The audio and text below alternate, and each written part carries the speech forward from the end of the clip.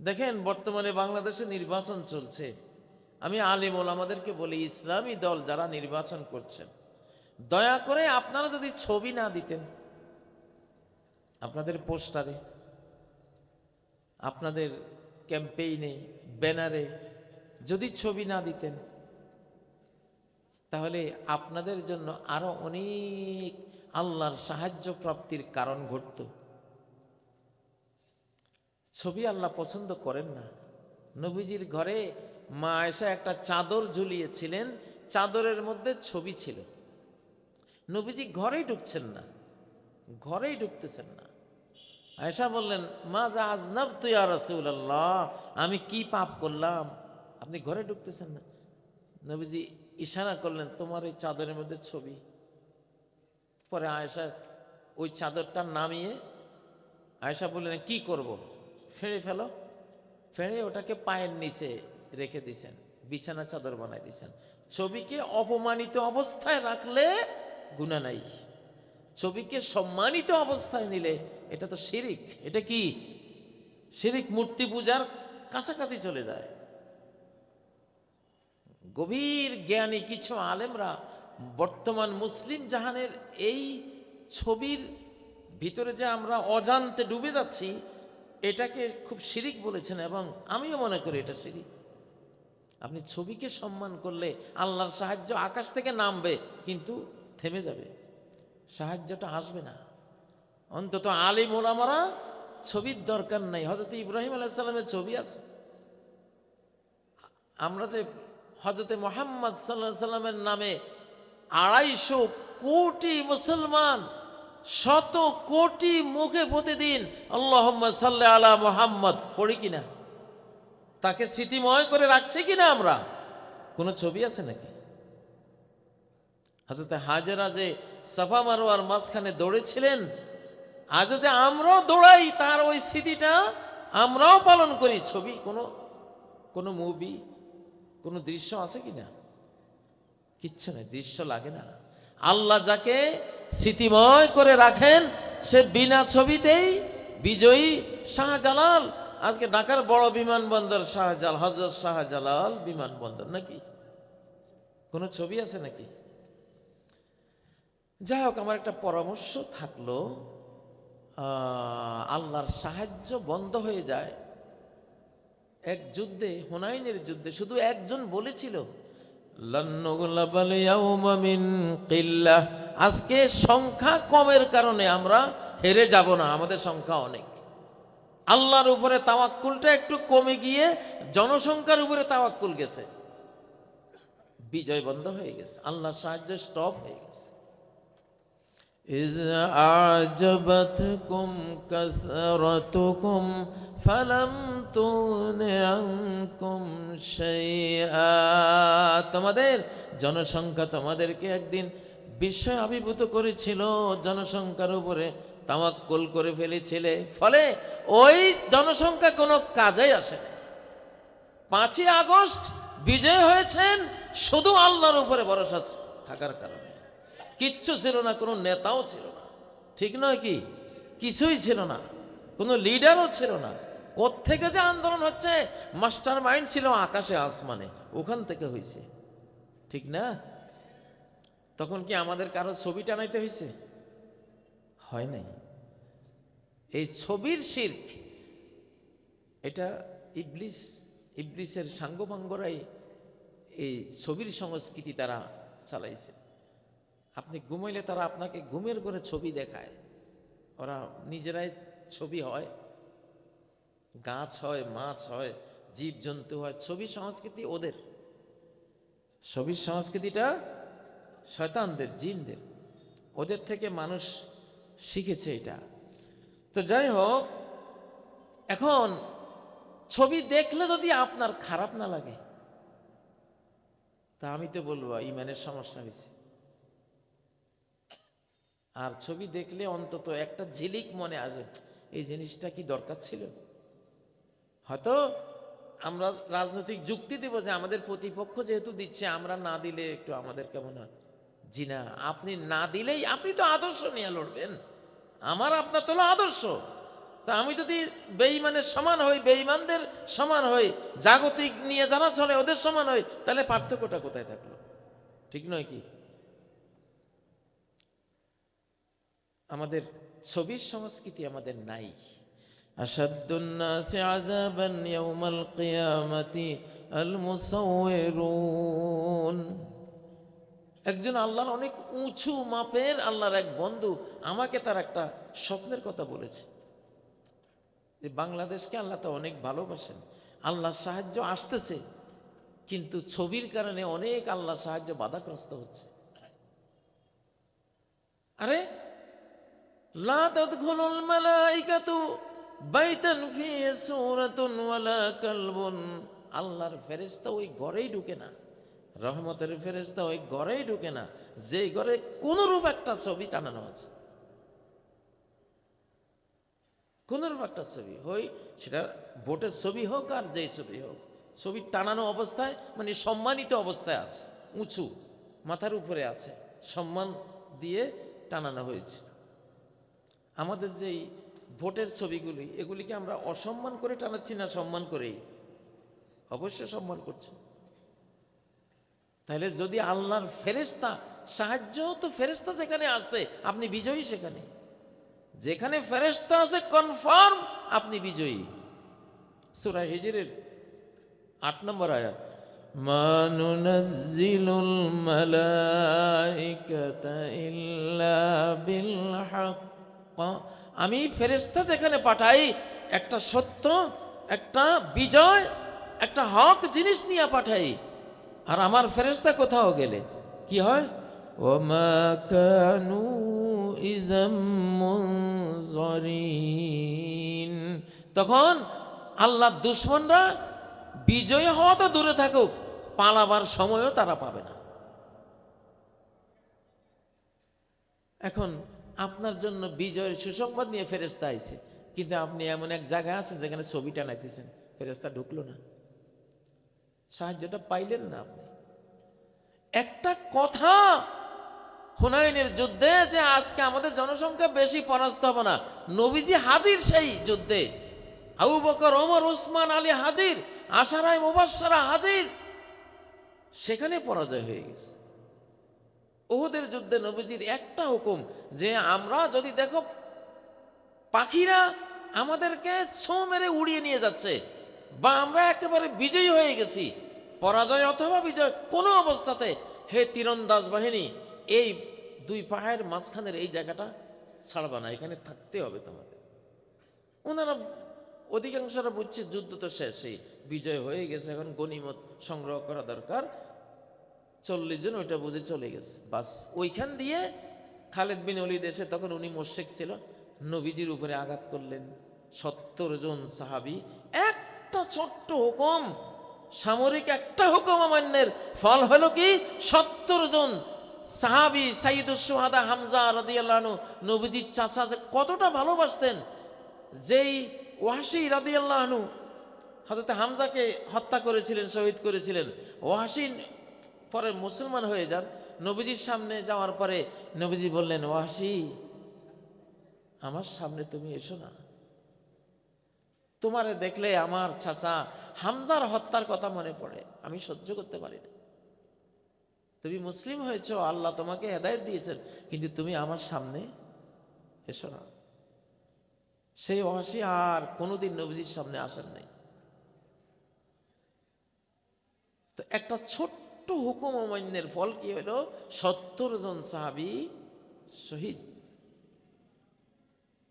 এক যুদ্ধে মুসলমানরা পরাজিত হয়ে যাচ্ছে, ওই সময় মুসলমানরা হঠাৎ মেসওয়াক করা শুরু করছে। মেসওয়াক, বেঈমানরা দেখছে, আচ্ছা এরা দাঁত ধারায় কেন, মেসওয়াক করতেছে, মানে এটা কি করবে? একটা অজানা ভয় আতঙ্ক ঢুকছে। মেসওয়াক করা দেখে, সুন্নতের বরকত এমন হয়েছে যে মেসওয়াক করা দেখে ভাগছে ওগুলি।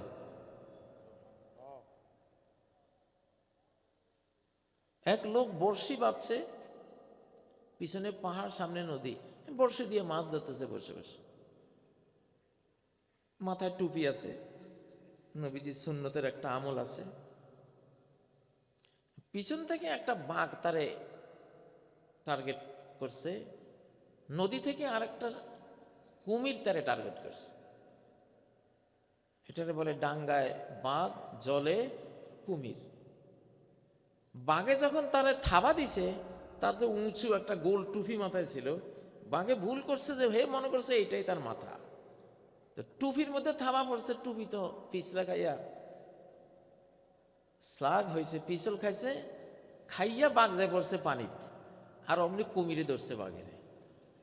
বাঘে আর কুমিরে লড়াই করতেছে, আর টুপির উচিলা ওই বেচারা বাইসা দিছে দৌড়। একটা সুন্নত, এটা কি? ও মুসলমানরা, আমার মিডিয়া যেহেতু আছে বাংলাদেশ, সারা বাংলাদেশে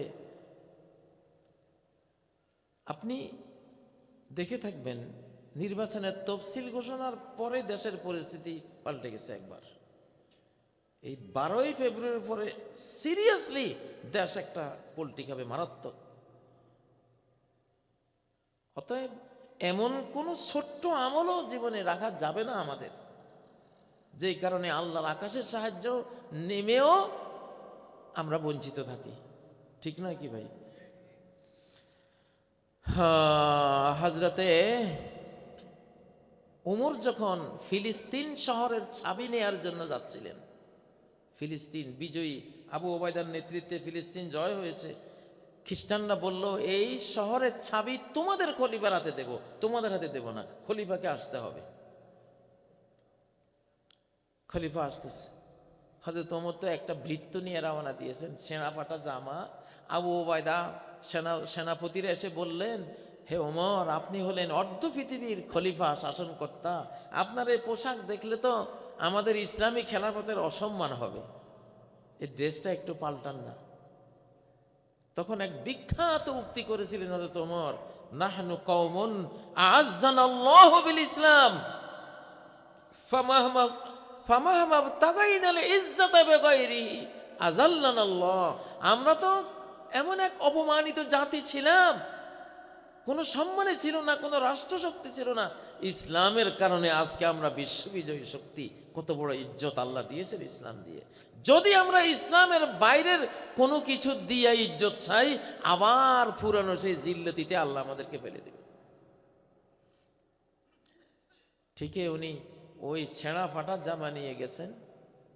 যাওয়ার পরে খ্রিস্টান যারা পোপ পাদ্রী ছিল, পাদ্রীরা বলল, হ্যাঁ আপনি সেই মহান ব্যক্তি যার হাতে আমরা চাবি তুলে দেব বলে আমাদের কিতাবে আমরা পেয়েছি, আসমানি কিতাবে লেখা আছে। যদি আজকে আপনাকে আমরা না চিনতাম, তাহলে আপনার হাতে আমরা চাবি দিতাম না। যার হাতে আমরা চাবি দেব, আমরা কিতাবে পড়েছি তার জামার মধ্যে 16টা তালি থাকবে। আমরা সব গুনেছি আপনার গায়ে জামায় কয়টা তালি, ঠিক 16টাই পাইছি। ও মুসলমান, ওয়ান্তুমুল আ'লাউনা ইন কুনতুম মুমিনিন। যদি ঈমানের শর্ত পূরণ করো, একটা শর্ত যে ঈমানদার হও, ঈমানের যে ৭৯টার মতো শাখা পোশাখা আছে, ঈমানগুলিকে তুমি তাজা করে নাও তোমার ভিতরে, আমি তোমারে কদ্দূর তুলতে হয় তুলে দেব তোমারে। তার সে ঈমানের যে দৃঢ়তা, তার যে পাগড়ি, তার যে দাড়ি, তার যে সুন্নতি লেবাস, তার যে ইসলামিক বক্তব্য, এটার সামনে কিসের কিনা কয় ওই যে আব্রাহাম লিঙ্কন ওইটা সেটা লই আসা, এগুলির কোনো ভ্যালু আছে? মুসলিমদের মধ্যে এখন এক বিশাল অকল্পনীয় শক্তি মুসলিম জাতির ভিতরে অলরেডি জন্ম হয়ে গেছে। পৃথিবীর কোন শক্তি মুসলিমদের সাথে এখন হিট লাগিয়ে, যুদ্ধ লাগিয়ে জিতবে না। সাফ কথা, একেবারে জিততে পারবে না। এখন এগুলিরে বলা হয় আইয়ামুল্লাহ। ওয়াযাক্কিরহুম বিআইয়ামিল্লাহ। আল্লাহর কিছু দিন, আল্লাহর কিছু টাইম লাইন, কিছু সময় রাখা আছে। ওই টাইমে দুনিয়ার কর্তৃত্ব, নিয়ন্ত্রণ সরাসরি কার হাতে? আল্লাহর হাতে থাকে। আব্রাহাকে যেদিন মেরেছিলেন, ওই দিনকে নিয়ন্ত্রণ কি আব্দুল মুত্তালিবের হাতে না আল্লাহর হাতে? সরাসরি আল্লাহর হাতে। ফেরাউনকে যেদিন মেরেছিলেন, মুসা আলাইহিস সালামের হাতে নিয়ন্ত্রণ না ফেরাউনের হাতে? কার হাতে? হ্যাঁ, যেদিন নূহ আলাইহিস সালামের জাতিকে মেরে দিয়েছিলেন, নূহ আলাইহিস সালামের পুত্রের জন্য দোয়া করছিলেন, সেটাও কাজে আসে নাই। আল্লাহ তাআলা নবীর দোয়াও নিলেন না, কারণ নিয়ন্ত্রণ সেদিন কার হাতে? তারপরে লূত আলাইহিস সালামের জাতিকে যে সাগরের তলায় আরো 400 মিটার গভীরে তলিয়ে দিয়েছিলেন, আকাশ থেকে পাথর মেরে মেসাকার করে দিয়েছিলেন, এই দিনটা কার হাতে ছিল?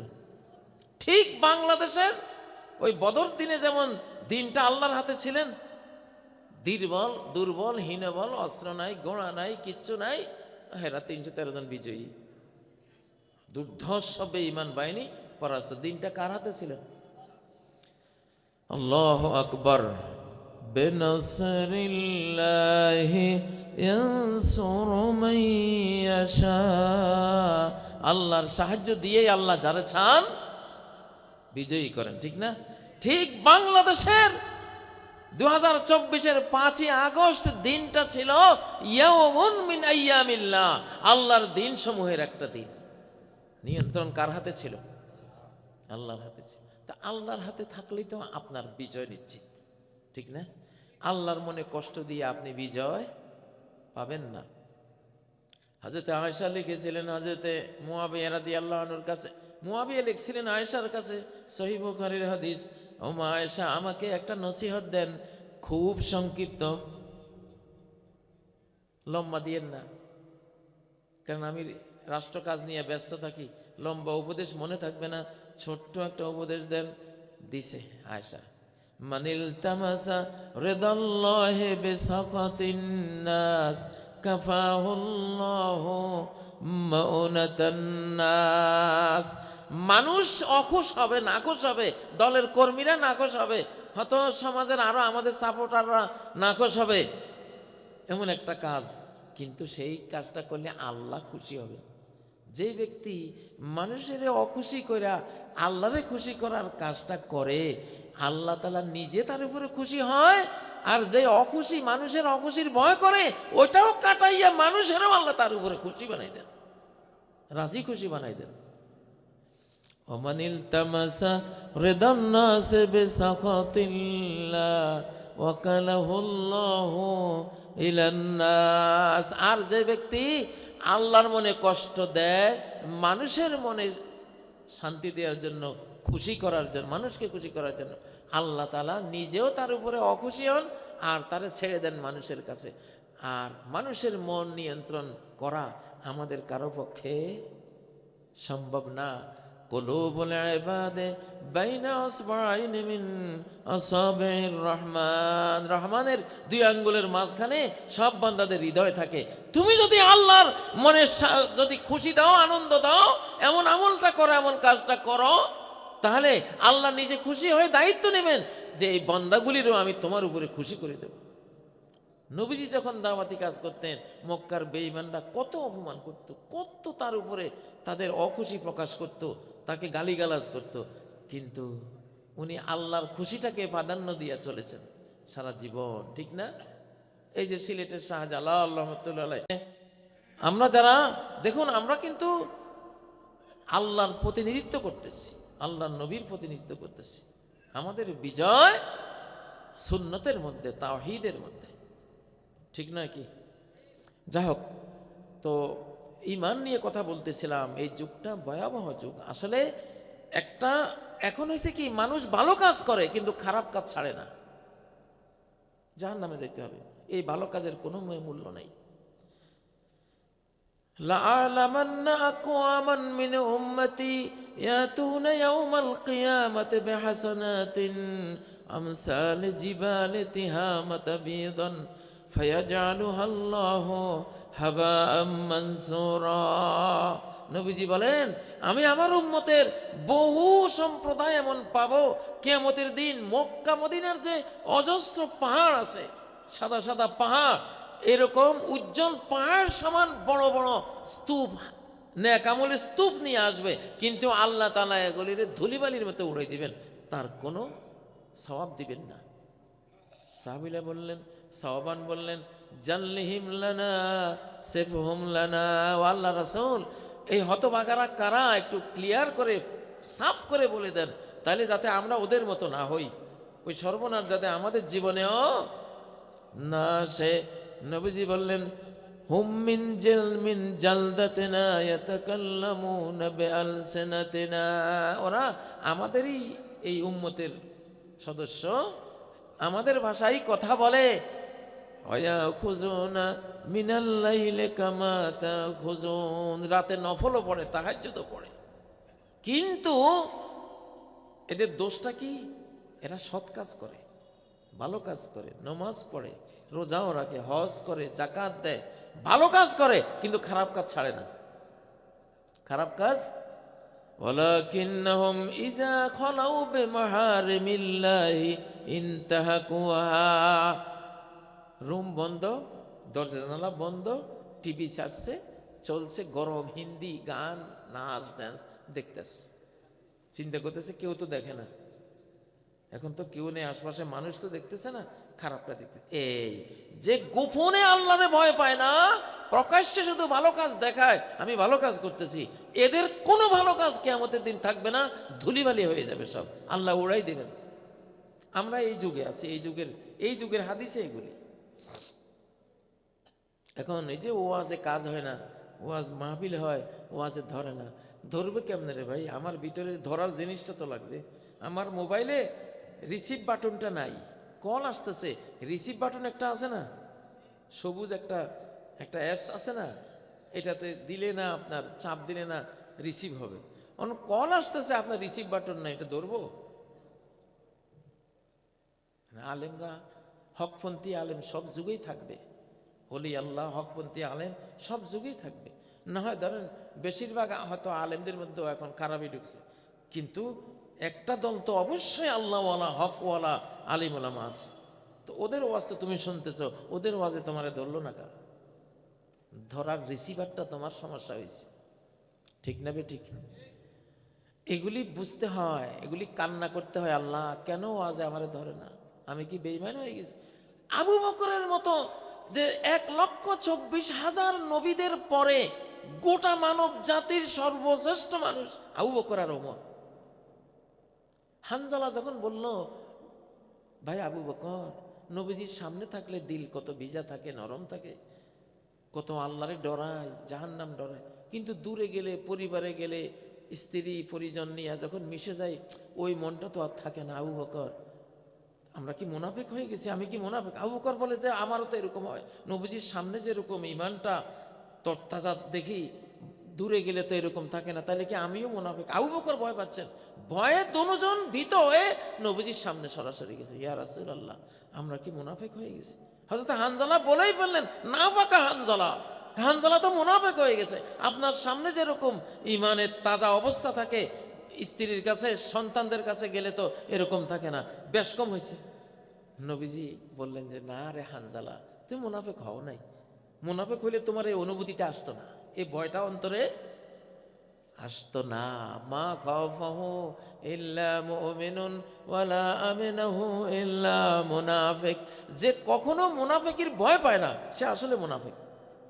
হাজার ভিতরে ভয় ঢুকছে, কি ব্যাপার? আমার হুজুরদের সামনে একরকম, মাহফিলে একরকম মনটা থাকে, বাড়িতে আসলে আরেক রকম, আমার কি মুনাফিকি? যে ভয় পাইতেছে, ঈমান না থাকলে ভয়টাই আসতো না। তাহলে বোঝা গেল তার কি আছে? ঈমান আছে বলে সে ভয় পাইছে। আজকে আমাদের ভয় পাওয়া উচিত। কবরে কি নিয়ে যাচ্ছি? দুনিয়ার এই চাকচক্যের মধ্যে আমরা হারিয়ে গেছি অনেকটা। ও ভাইয়েরা, পৃথিবীর এই চাকচক্য থাকবে না। পৃথিবী বহুবার এরকম শিল্পোন্নত হয়েছে। আটলান্টিক মহাসাগরের নিচে হাজার হাজার বছর আগের বিমানও পাওয়া যায়, হেলিকপ্টার পাওয়া যায়, অত্যাধুনিক অনেক জিনিস পাওয়া যায়।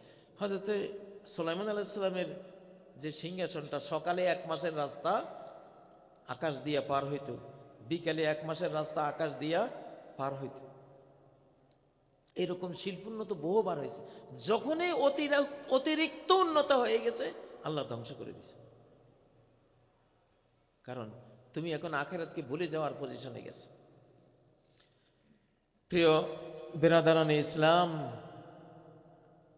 প্রতিদিন একটা সময় বের করে নেবেন, নিজের ইমান নিয়ে একটু চিন্তা করবেন, একটু ধ্যান করবেন, ভাববেন যে আসলে আমার দিন শেষে রাত্রে ঘুমাবার আগে হযরত ওমর বেত নিয়া বিছানায় যাইতেন, নিজের পায়ের তালুতে পিটাইতেন। ওমর, কি তোমার কি অবস্থা?